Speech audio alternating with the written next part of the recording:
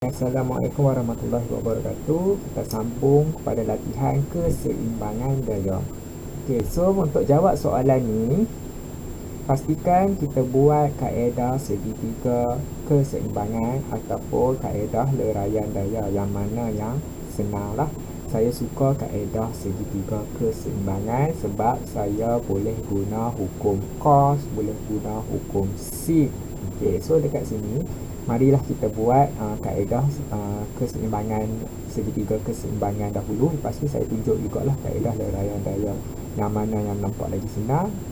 It's matter of your preferences lah yang nak buat yang mana. Tapi kalau soalan kata kena buat guna kaedah keseimbangan segitiga keseimbangan, maka tak ada cara lain lah, kena buat kaedah segitiga keseimbangan. Kalau soalan kata kena buat guna leraian daya, maka tak ada cara lain, kena buat guna kaedah leraian daya. Tapi kalau soalan macam ni dia tidak specify kan kita nak guna kaedah apa, maka saya recommend guna kaedah segitiga keseimbangan. Okey, mari kita lukis segitiga keseimbangan kita ni. So objek 4 kg ni walaupun tak ada anak panah, untuk tali ni dia sebenarnya tunjuk ke bawah lah. Yang ni berat, kita boleh labelkan W sebagai berat.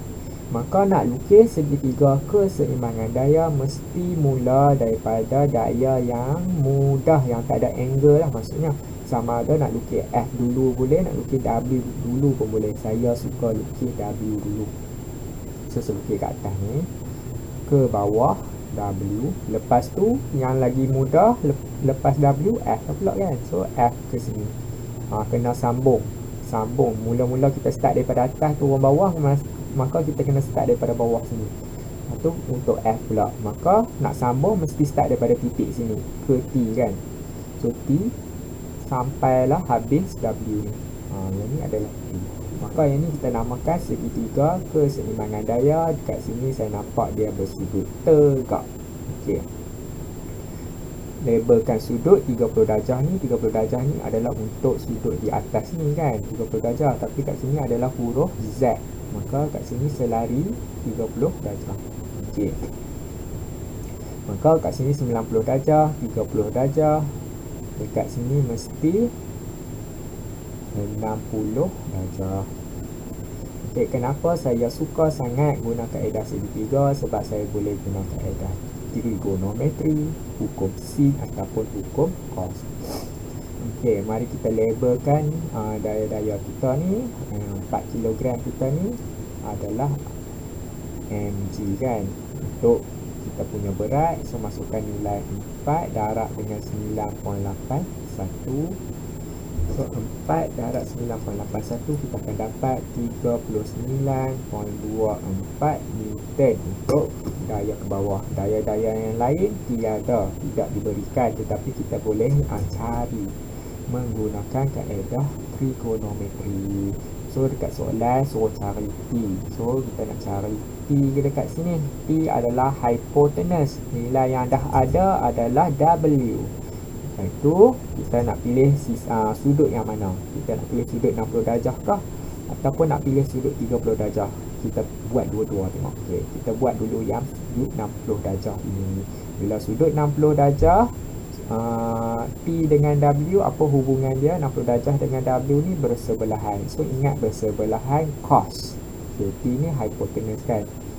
So cos 60 darjah sama dengan W bahagi hypotenuse. So kalau kita nak cari hypotenuse kita T ni, T sama dengan W bahagi cos 60 darjah. So W kita tadi 39.24 cos 60 darjah. Maka 39.24 bahagi cos 60 darjah, kita akan dapat 78.48 Newton. Okey, itu untuk T guna kaedah cos 60 darjah. Kalau kita nak guna yang 30 darjah pula, 30 darjah ni hubungan dia dengan W adalah bertentangan. Bila dia bertentangan, guna C. So C 30 darjah sama dengan sisi bertentangan bahagi dengan hypotenuse. So nak cari T sama dengan W bahagi sin 30.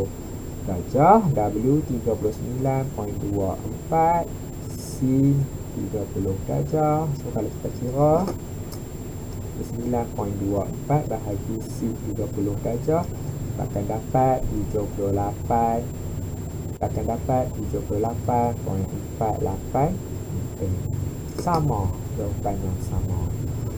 Okey, so yang tu guna kaedah trigonometri, guna kaedah keseimbangan segitiga, keseimbangan daya. So saya nak tunjuk guna kaedah leraian daya.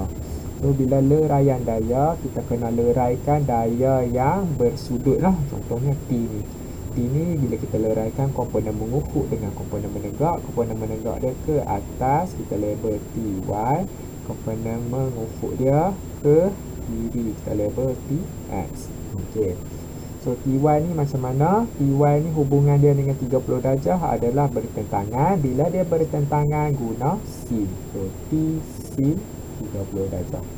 Okay, TX ni macam mana? TX ni duduk kat atas ni kan. Kalau kita lukis yang selari, maka dia adalah sebenarnya bersebelahan dengan 30 darjah. Bila bersebelahan, guna cos. T cos 30 darjah. Okay, so lepas tu kita boleh abaikan lah yang ini. So tinggallah 4 daya yang simple ini. So kita buat guna oren lah, warna oren. So yang melibatkan T dan benda yang dah ada nilai adalah TY dengan W. Kalau kita nak buat TX dengan F, tak boleh lah sebab F ni tak ada nilai. Lepas tu TX ni pun tak ada nilai kan, T pun tak ada nilai. Maka tak boleh diselesaikan kalau kita guna kaedah mengufuk. Kita kena guna kaedah menegak. So persamaan kaedah menegak mesti dapat kosong sebab keseimbangan daya. Apa maksud keseimbangan daya? Objek tidak bergerak ataupun objek dalam keadaan hala laju malar. Kenapa mesti objek tak bergerak? Kenapa mesti hala laju malar? Sebab hukum gerakan Newton kedua mengatakan F net sama dengan MA. Daya paduan mesti sama dengan M darab pecutan. Okey. So kalau keseimbangan daya, F net kita ni, pecutan kita kosong kan. F net kita kosong lah. Keseimbangan daya tu maksudnya tambah tolak daya semua kosong. Maksudnya semua daya sama nilai, cuma bertentangan arah. Maka kalau kita campur semua-semua daya, F net kita, daya paduan kita tu akan dapat kosong. Bila kat sini kosong, pecutan kena kosong lah. Sebab jisim mana boleh kosong kan. Bila ada sesuatu objek mesti ada jisimnya. Maka objek jisim tak boleh jadi kosong, pecutan kena kosong. Bila pecutan kosong, ada dua keadaan. Sama ada hala laju dia kosong. Maksudnya hala laju kosong tu bila objek tu pegun lah kan, tak bergerak. Ataupun hala laju malar. Bila laju malar, hala laju tidak berubah, pecutan bermaksud kadar perubahan hala laju, maka hala laju tidak berubah, pecutan kosong. So dekat sini sebab tu saya buat summation of Fy sama dengan kosong. Hasil tambah semua daya menegak bersamaan dengan kosong sebab dia dalam keseimbangan daya. Untuk MA kita kosong ataupun daya paduan dia memang kosong pun. Okey, so daya yang terlibat, daya atas tolak daya bawah. So daya atas kita T sin 30 darjah yang mewakili TY, tolak dengan W sama dengan kosong. T sin 30 darjah sama dengan W. T sama dengan W sin 30 darjah. Nampak tak? T W sin 30 darjah ni sama dengan yang atas ni.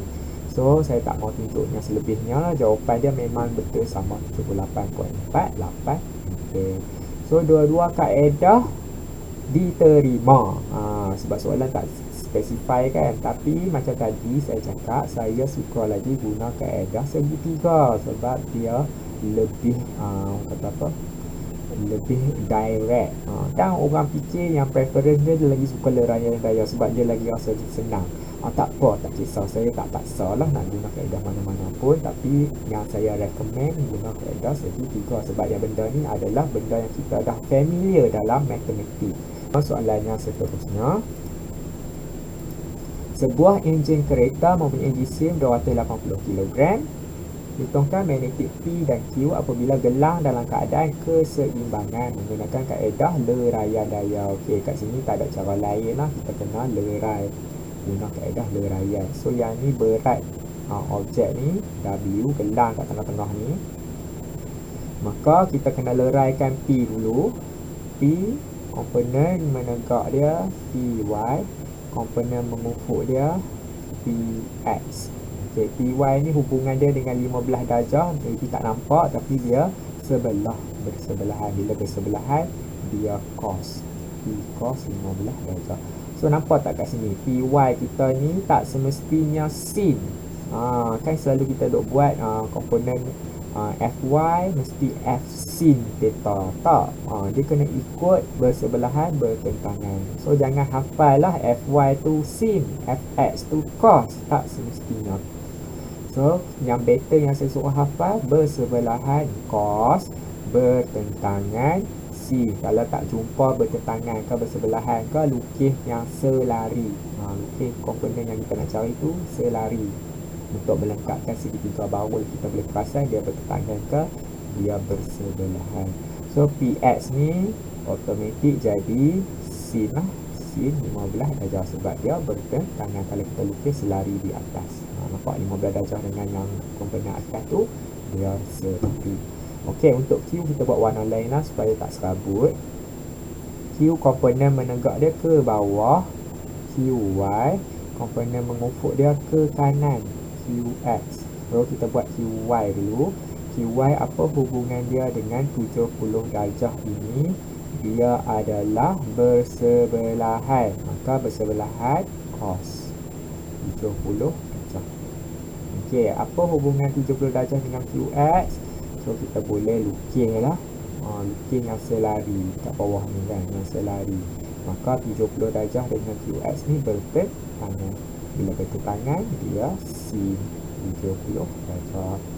Okey, so kalau guna kaedah leraian daya, summation of Fx, daya yang mengufuk jumlah dia mesti kosong, daya yang menegak jumlah dia pun mesti kosong sebab MA kan, F sama dengan MA, F net sama dengan MA, daya paduan sama dengan MA. Bila dalam keadaan keseimbangan daya, daya paduan kosong.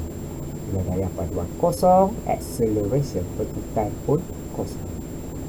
Okey, so kita buat Fx dulu, yang kanan tolak yang kiri. So yang kanan Q sin 70 darjah. So dah ada tanda. Yang kiri kita P, tolak P sin 15 darjah. Okey, sama dengan kosong. So Q sin 70 darjah sama dengan P sin 15 darjah. Q sama dengan P sin 15 darjah bahagi sin 70 darjah. So kita masih lagi kena guna lagi satu persamaan sebab kita ada dua pemboleh ubah. Bila ada dua pemboleh ubah, kita kena ada dua persamaan. Masih baiklah kita dah tulis siap persamaan dan yang pertama Fx, yang kedua Fy. So yang Fy yang atas tolak yang bawah lah. Yang atas kat ini P cos 15 darjah tolak yang bawah QY, Q cos 70 darjah. Jangan lupa kita ada W, tolak W sama dengan kosong. Okey, yang ni P cos 15 darjah tolak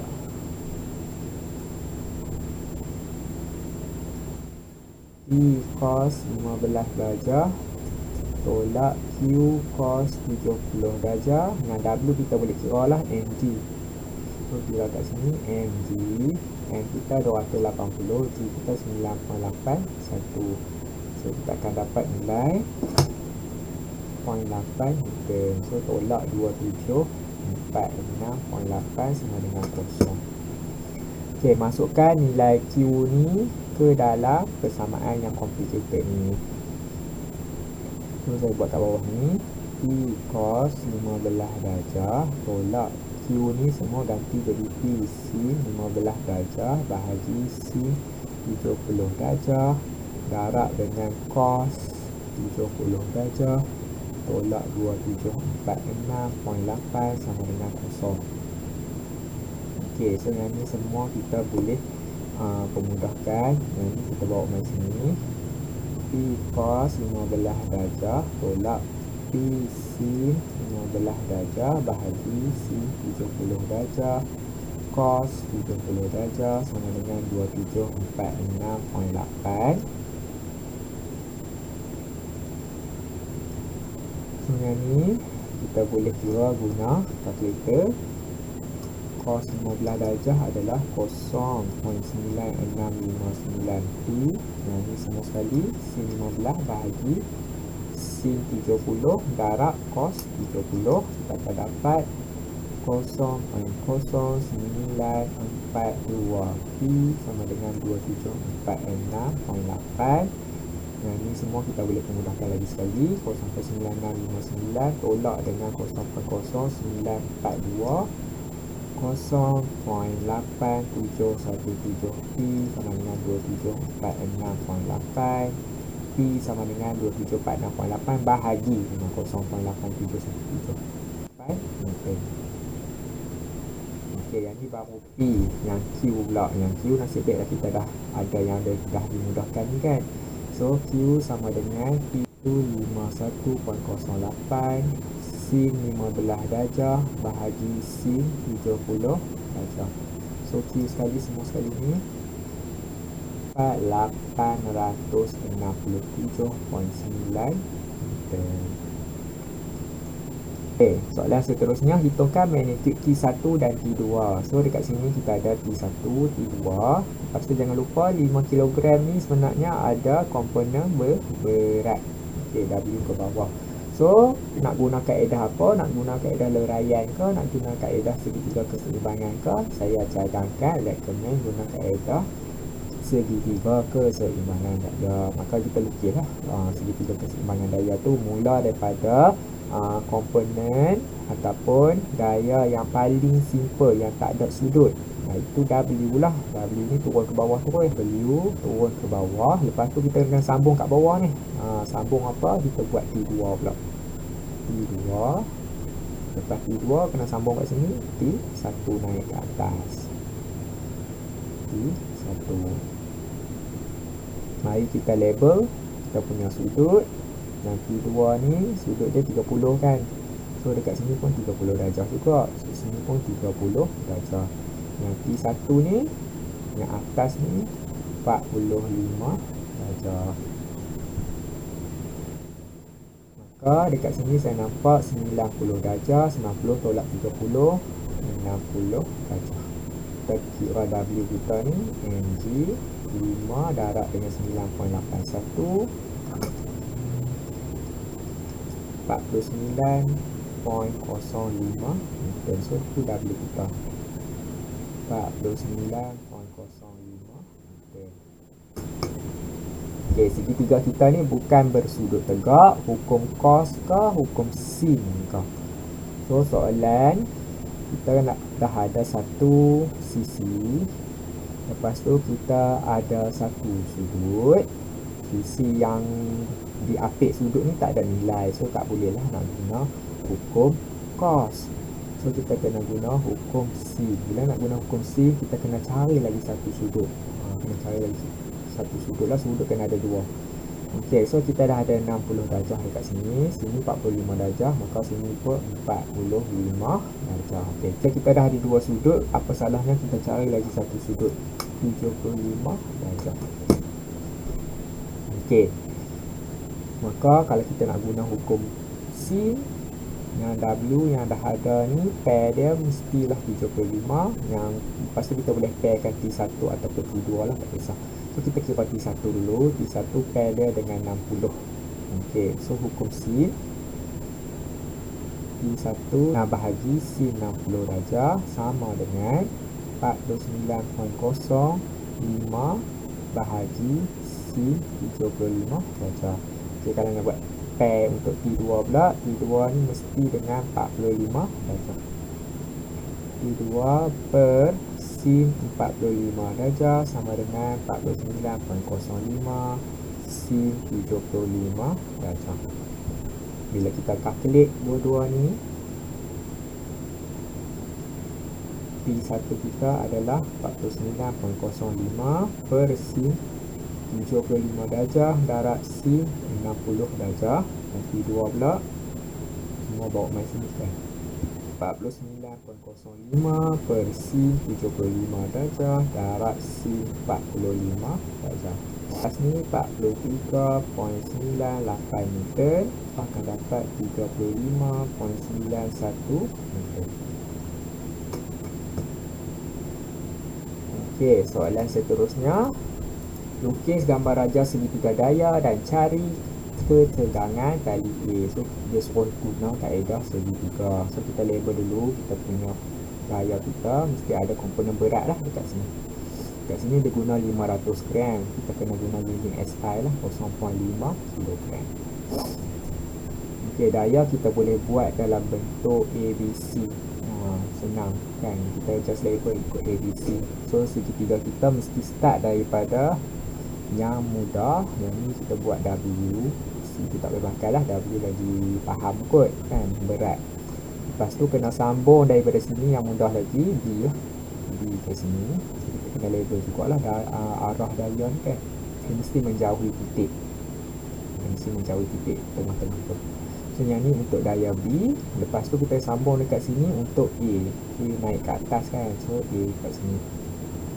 Okay, so sekarang ni saya nampak segitiga bersudut tegak. Saya suka lah segitiga bersudut tegak sebab dia mudah. Okay, W sama dengan mg 0.5 9.81 4.905 meter. So ni W sama dengan 4.905 meter. Sudut kat sini 60 darjah untuk dekat sini. So 90 darjah total semua. 90 tolak 60 dapatlah sini 30 darjah. Maka dekat sini 60 darjah. Okey. So disebabkan kita ada segitiga bersudut tegak, kita boleh guna tan, sin atau cos. Okey, so saya nak cari A dulu. Nak cari A, kita nak guna sudut yang mana, 60 darjah ke 30 darjah. Saya dah cerita tadi, tak kisah, kita gunalah 60 darjah dulu. So kalau apa hubungan 60 darjah dengan W ni? Bersebelahan. A itu hypotenuse. Okay, so kalau bersebelahan dengan hypotenuse, guna cos. Cos 60 darjah 4.905 bahagi A.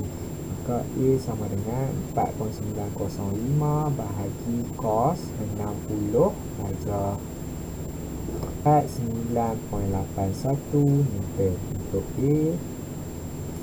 Okay, untuk B pula, dengan B kita ambil sudut 30 darjah ni lah, sebab sudut 30 darjah ni dia bersebelahan. Lepas tu kita ada W lagi kan. So W dengan B ni hubungan dia orang bersebelahan dengan bertentangan, maka guna tangent. Tangent 30 darjah bertentangan bahagi bersebelahan 4.905 per B. Maka nak cari B, 4.905 bahagi tangent 30 darjah. Maka B 8.496 meter. Soalan seterusnya, satu beban berjisim 10 kg digantung dengan dua benang. Berapakah ketegangan benang satu? Tak cakap guna kaedah apa, saya suka guna kaedah segitiga keseimbangan. Jangan lupa kita ada komponen berat sama dengan W sama dengan mg 10 kg darabnya 9.81, kita akan dapat 98.1 meter untuk W. So lukis segitiga dengan start daripada komponen daya yang paling senang yang tak ada sudut, W. Okay, ni W. So kita kena start daripada sini pula.